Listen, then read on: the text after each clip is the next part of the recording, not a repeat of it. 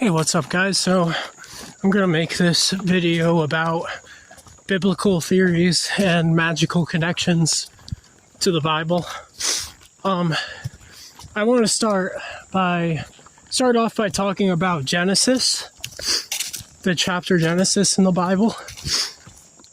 And basically, the first thing I want to talk about with that chapter is the very first part of it, the God created the world in 7 days part. Basically, my theory on that whole thesis is that God didn't literally create the world like one day after another in 7 days. He created it in 7 days, but it wasn't like one day after another. Basically, what I think it was it was more like God planting seeds. The first seed would be the stars, let there be light, or maybe the Big Bang, who knows. And then he created the stars by first introducing gas to the solar system, and then over time things collided inside that gas and formed the stars, and that happened over time. So when the stars formed,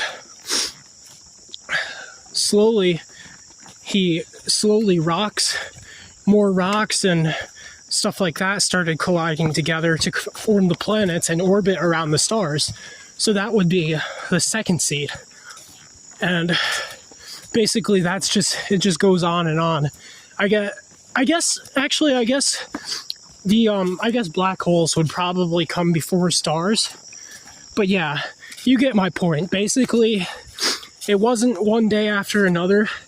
It was create something, wait a billion years, create something else, and until all 6 things were created. I shouldn't say in 7 days, because it wasn't in 7 days. It was in 6 days. On the 7th day, he rested. So basically, that's the gist of my thesis on the 7-day theory. Basically, it was basically the whole thing was just God planting seeds and nurturing it over time, and giving it the nourishment it needed to grow into fruition until he planted the next seed. And so now I want to talk a little bit about the tree of knowledge of good and evil. Lots of people say that lots of Christians and other people think that the tree of knowledge of good and evil is what introduced sin and evil into humanity. And in a way, that's somewhat true.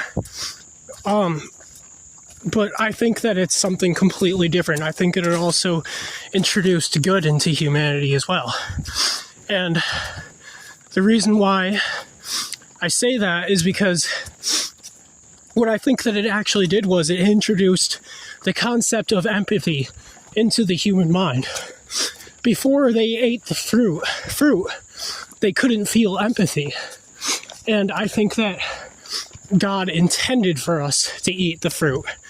But I also don't think that the fruit was a literal fruit. I think that the tree of knowledge of good and evil was actually the same thing as the tree of life. But we couldn't access that part immediately because we hadn't grown our spirits enough to be able to access it. And that's why I said God denied us from accessing it. Because as most people know that I make my content for, everything is God. Nothing is separate. The universe is God. So basically, after just a sec.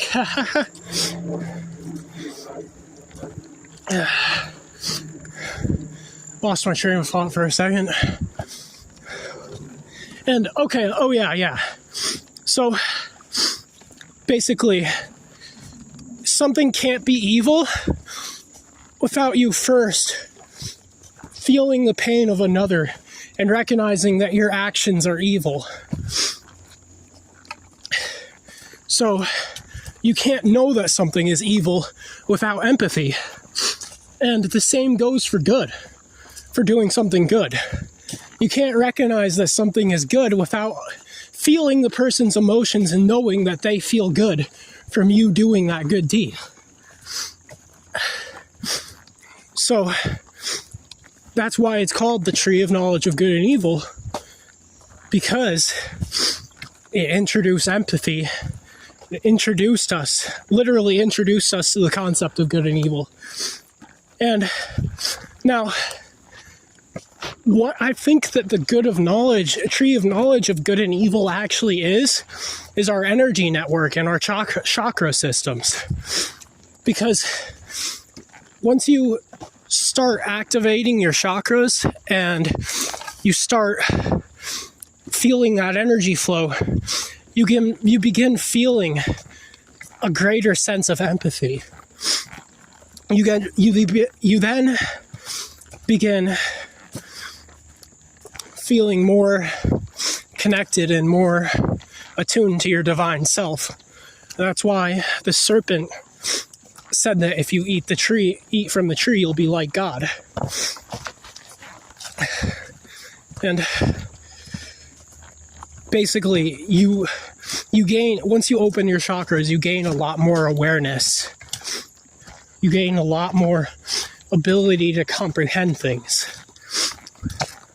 Now, I don't have this theory a full understanding of it yet, and I don't have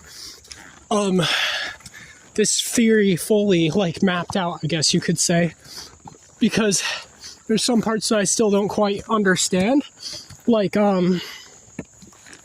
For example, once you open your chakras, that's the tree of life. Your chakras are also like the tree of life in a way. Because once you open them, you gain knowledge of your immortal self. You gain knowledge of your immortal soul. It could be, so it doesn't really make sense to say that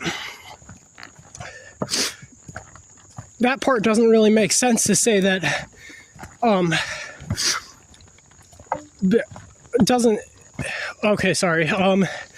that part doesn't fully coincide with my theory, because God said in the Bible that they must not be allowed to eat from the tree of life. So that's kind of a contradiction. So I haven't fully thought that part out yet. I still think my theory is true, but there's more to it. What I'm thinking about it is possibly that it's just saying that opening the chakras are the first step, and it's the beginning of your path to enlightenment. And you can't fully you can't fully have full access to the energy of the tree of life until you reach a certain stage of enlightenment. So yeah, that's more than likely what it means and what it's referring to. Anyways, on to the next theory. Also, I haven't read the whole Bible yet.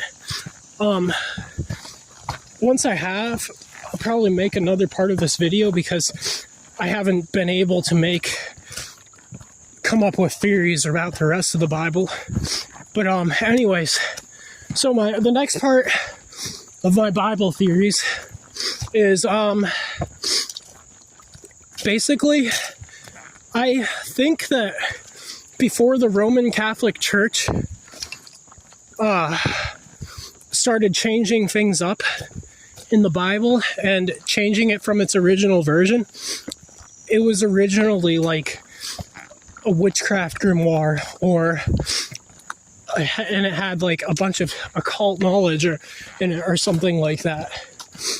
And the reason why I say that is because there are an insane amount of similarities, one between the Bible and the rest of religion, and two between the Bible and occultism and witchcraft.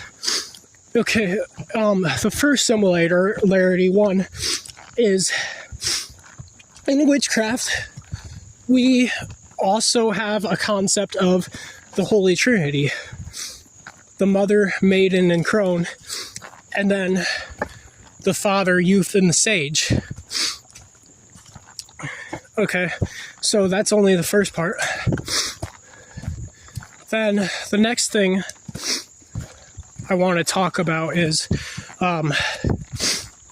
in green witchcraft, it talks about the Sabbats, which are different times of year. They're also known as the quarters and cross quarters. And basically they're different seasons of the year. And each season represents, each Sabbat represents the time of year that it's placed on. And if you look at if you look at Mabon and the Last Supper, there's some big similarities between those two. Basically, Jesus says, this wine is my blood that's going to be shed for you, and then this bread is my skin that will be broken for you. And if you research green witchcraft and the Mabon Sabbat for green witchcraft, you'll notice that the first Sabbat that Jesus is talking about with that is Lughnasadh. Lughnasadh is the grain harvest.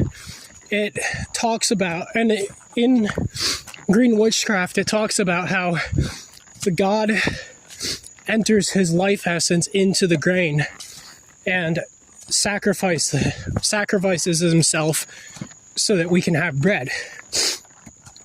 And the second Sabbath it talks about is Mabon. It says that God enters his essence, then enters his energy into the vines, and wine, mead, barley corn, and beer are now his blood. That's strikingly similar to what Jesus says during the Last Supper, which is really interesting. So,